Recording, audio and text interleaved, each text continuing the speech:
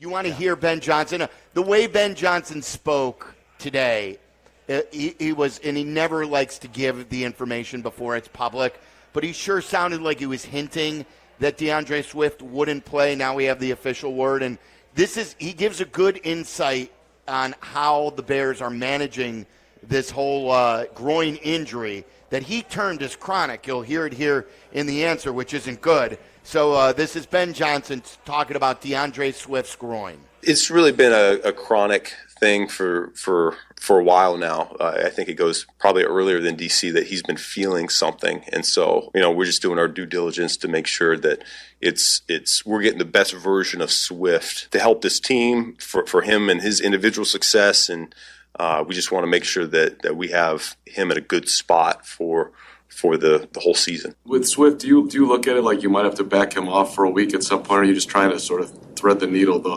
whole way with practice? Yeah, we'll see. It's a week-to-week deal with where he's at, but he understands. He's a tough guy. I mean, he wants to be out there competing and playing for his teammates. He wants to win games, help his team win games, and so I know that a little bit for us is we got to protect him from himself too. We talk early in training camp that at some point in the season, you're not going to be feeling good. You got to be able to play at a high level despite being 80-85% of how you normally feel, and he's at that spot right now. I think he's gonna pay dividends for us down the stretch here, though.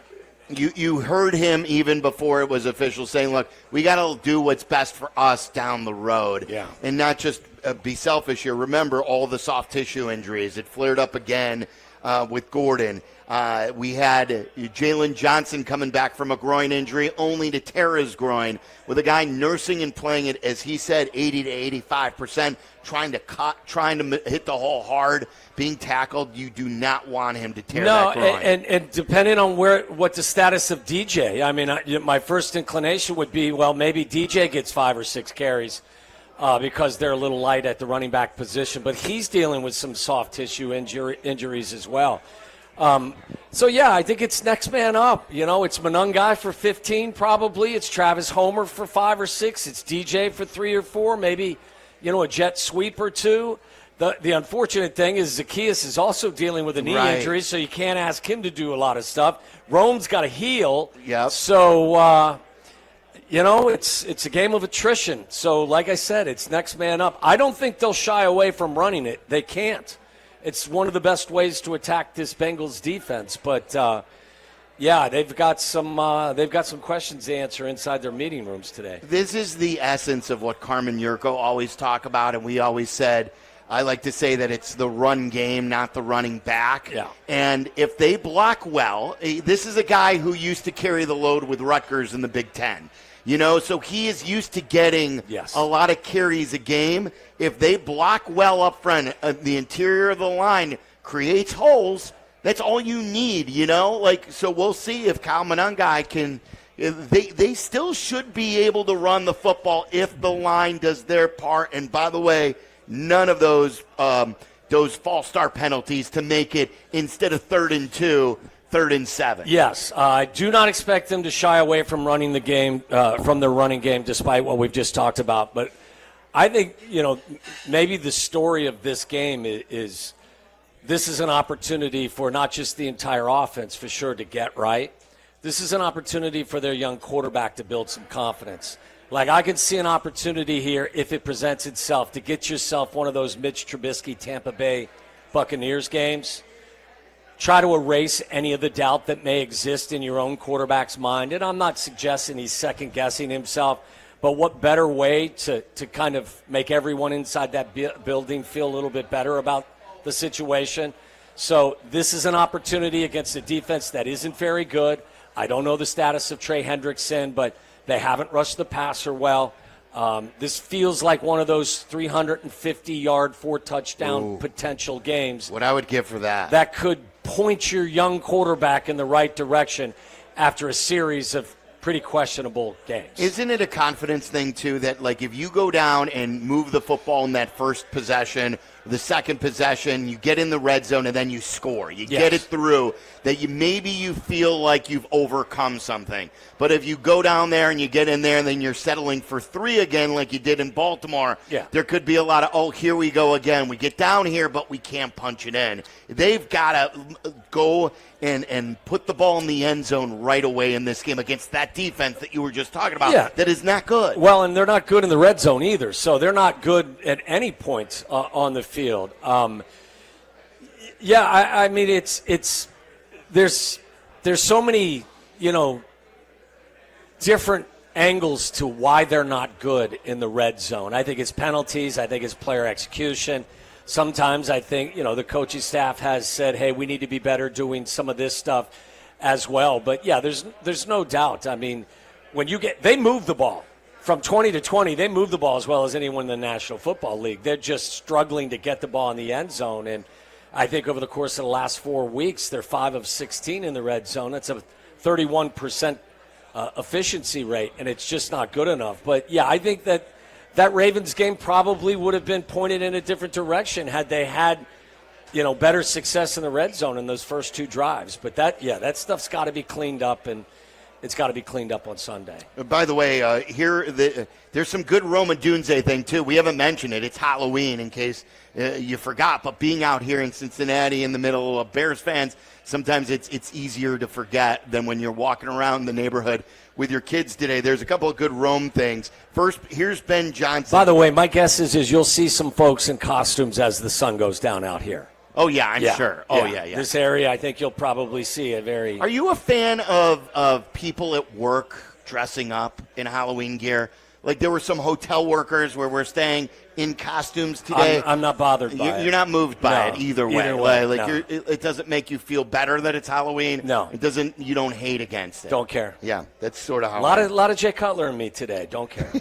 Here is Ben Johnson talking about Roma Dunze's heel injury. He was full participant. He does not have a designation, so he is good to go. But Ben Johnson talking about this heel injury that he's been dealing with. I didn't know it was a big deal until he started popping up on that injury report recently. And so apparently it's been bothering him and haven't even known about it. It speaks to who he is he's tough and he wants to go out there and perform regardless of not being 100%. So he's got the right makeup. I'll start with that. And then, when I turn on the tape, that's really the ultimate judge of whether a guy's ready or not. And he looks like his normal self to me right now. So if it is a pain management thing, he's managing it really well. And then, good news. Yeah, it was really I don't good. see it affecting him in his route running or, how he's approaching his job.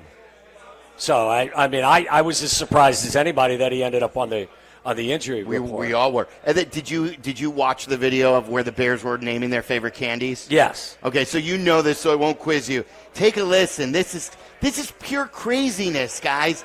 Like, I don't mind this candy. I won't rip any candy. I like all candy. But this would never be at the top of my list. And this was, so they went around the Bears locker room asking them, what is your favorite Halloween candy? And this is Roma Dunze. What's your go-to Halloween candy? I'm an Almond Joy guy. What's your... I'm an Almond Joy guy. I'm proud to say it, man. I'm good. Like that coconut, that milk chocolate. I don't really like the almonds, but like it just comes with it, so it's like whatever. I'd go under the age.